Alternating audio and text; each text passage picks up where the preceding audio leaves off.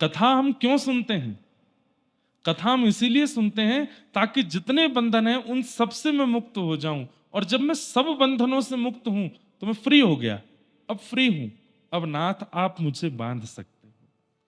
ठाकुर जी क्यों नहीं बांध रहे हैं? क्योंकि ठाकुर जी को पता है पहले से ही जंजीरों में बंधा है, पहले से ही इतने विषयों में फंसा है। इसको मैं भी अगर बांध दूं तो मेरा बांधा हुआ तो बहुत ज्यादा फिर दिक्कतदायी हो जाएगा। मीरा चरित्र उठा के देख लेना, सूरदास जी का चरित्र उठा के देख लेना, नाभाजी का चरित्र उठा के देख लेना।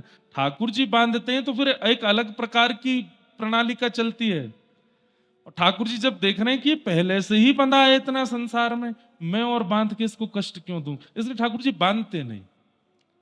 लेकिन व्यक्ति जब मुक्त हो जाता है, गुरु चरणों में आकर के कथा श्रवण करके वैदिक वांग्मय भागवत जी का अनुसंधान करते हुए जब मुक्त होता चला जाता है, पूर्ण रूपेण मुक्त हो जाता है, तब ठाकुर जी कहते हैं अब कोई बंधन नहीं, अब मेरा बंधन होगा, अब मैं बांधूंगा। दामोदर, जिनके उदर में रस्सी बांध रही हैं यशोदा मैया, उखल से जब लाला ने माखन चोरी करी, घर की मटकी फोड़ दई, तो यशोदा मैया बोली अरे और की तो फोड़े, आज घर क्यों फोड़ दई, आज तो बांधूंगी। और ठाकुर जी को पकड़ करके उखल में बांधने लगी, रस्सी छोटी हो जाए। तो क्या कर रहे हैं? बोले अपने उदर में ही रस्सी को समेट रहे हैं, अपने उदर में ही बांधने वाली रस्सी को भर रहे हैं, इसीलिए भगवान का नाम पड़ गया दामोदर। लेकिन अंत में जब देखा कि यशोदा मैया के मुखमंडल पर पसीने आए तो ठाकुर जी बंध गए। उसके बाद दो वृक्षों के बीच से निकले, दोनों वृक्ष टूट के गिरे। यशोदा मैया ने जब देखा तो रस्सी खोल दी और उसको उत्तर दिशा में फेंका, ऐसी कथा है। वही रस्सी आई है मुक्तिनाथ धाम से ऊपर दामोदर कुंड में, जहां से श्री शालिग्राम भगवान प्रकट होते हैं, जहां से पूरे विश्व को शालिग्राम प्राप्त होते हैं, इसीलिए उनका नाम दामोदर कुंड है। दूसरा अर्थ इसका यह है कि वहां जाकर के दर्शन करने वाले व्यक्ति के समस्त प्रकार के बंधनों को जो अपने उदर में धारण कर लेते हैं और तुम्हें मुक्त कर देते हैं, वो दामोदर और मुक्तिनाथ। सब ये लिखने वाली बातें हैं। मैं कल से कुछ और कर ही नहीं रहा हूं, केवल इसी चिंतन में लगा हूं, क्योंकि मैं भी आप लोगों की तरह पहली बार आया हूं ना, तो मैं भी तो यहां का अनुभव कर रहा हूं, मैं भी तो ढूंढ रहा हूं, मैं भी तो देखने जा रहा हूं क्या है कैसे है। तो ऊपर है दामोदर, मतलब जो जीवात्मा के समस्त बंधनों को उदर में धारण कर लेते हैं, और दामोदर जब बंधन धारण कर लेते हैं तो फिर क्या हो जाता है? मुक्ति। तो नीचे है मुक्तिनाथ, वे मुक्त कर देते हैं, अब तुम मुक्त हो। लेकिन यहां इस स्थान पर स्थानीय रूप से तो इस बात का प्रमाण है, पर हम लोग इसको स्वीकार कर पाते हैं कि नहीं, ये हमारी योग्यता पर निर्भर करता है। यहां का प्रसाद है, खांसी जुकाम सिर दर्द ये यहां का प्रसाद है, और इस प्रसाद को खूब बढ़िया लोग थाली भर के नहीं, अंजलि भर के इसीलिए प्रसाद इतना ही लेना चाहिए, ये यहां का प्रसाद है। तो मुक्तिनाथ भैया, इससे सुंदर अवसर मैं अगली बार चाहूंगा तो शायद नहीं बन पाएगा। मैं अगर फिर से चाहूं कि मैं दोबारा कथा करने मुक्तिनाथ आऊंगा, तो जो अवसर अभी बन रहा है ऐसा दोबारा नहीं बनेगा, मुझे पता है। क्यों? पुरुषोत्तम मांझी 4 साल बाद आएगा, अगली साल तो आना नहीं है। अगली साल भी अगर मैं मुक्तिनाथ आता हूं, 2 साल बाद भी अगर मैं आता हूं, ये अवसर तो नहीं आएगा दोबारा, जो हमें और आपको अभी मिल गया है। इसलिए इसमें एक क्षण भी अब गंवाना नहीं है। आज की कथा हुई है शाम के सत्र में, कल से कथा का समय सुबह 11 बजे से है।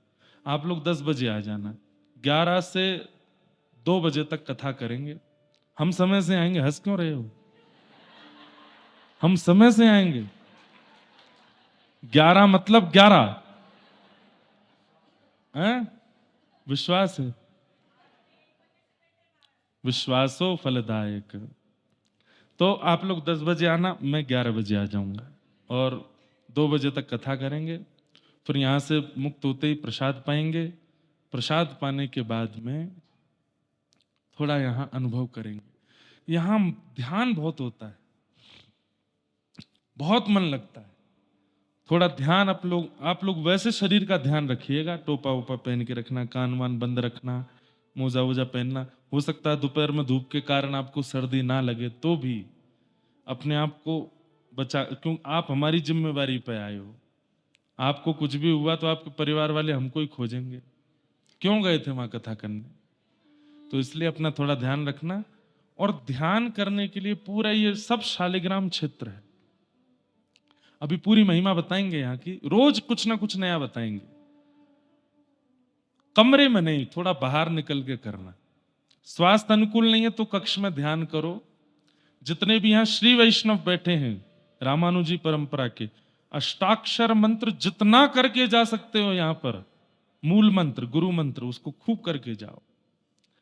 हमको तो मल्लुकपीठ वाले महाराज जी ने आज्ञा दी। मैं यहाँ आने से पहले पूज्य गोरीलाल कुंज वाले महाराज जी का जन्मोत्सव था, गोरीलाल कुंज गया, महाराज जी को प्रणाम किया। महाराज जी को पता था कि हम जा रहे हैं मुक्तिनाथ, तो बोले वहां पर लोक व्यवहार से बहुत बचिएगा इंद्रेश जी, ज्यादा किसी से मिलना जुलना नहीं, बातचीत मत करना, और आपका जो अष्टाक्षर मंत्र है उसका खूब जप कीजिएगा, कथा कीजिए, अध्ययन कीजिए और जप कीजिए, अधिक मास है। मैंने कहा जी महाराज जी। और फिर महाराज जी ने कहा लौट के आने से पहले आप अपने हाथ से शालिग्राम गंडकी जी से ढूंढ के हमारे लिए लाना। हमने कहा जी महाराज जी। शालिग्राम जी के लिए आज्ञा नहीं है खरीदने की। अब हो सकता है कई दुकानदार हमसे नाराज होंगे, पर ना तो शालिग्राम जी को बेचने की आज्ञा है और ना शालिग्राम जी को द्रव्य देके खरीदने की आज्ञा है। आज्ञा क्या है?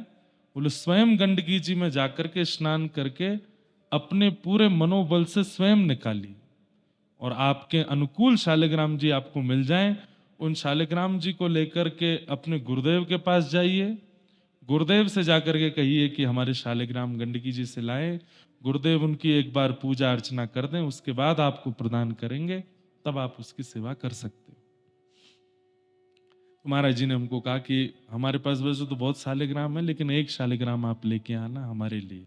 मैंने कहा जी महाराज जी मैं करूंगा, मैं तो कभी गया ही नहीं हूं, अब आपसे आप यहीं के। मैंने कहा मेरे को बताना कहाँ स्नान करते हैं, कैसे जाते हैं, क्या नियम है क्या, तो सब करेंगे। मुक्त होने आए हैं हम,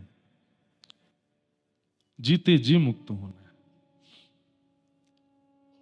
आज जिस भूमि पर हम बैठे हैं ये अद्भुत है।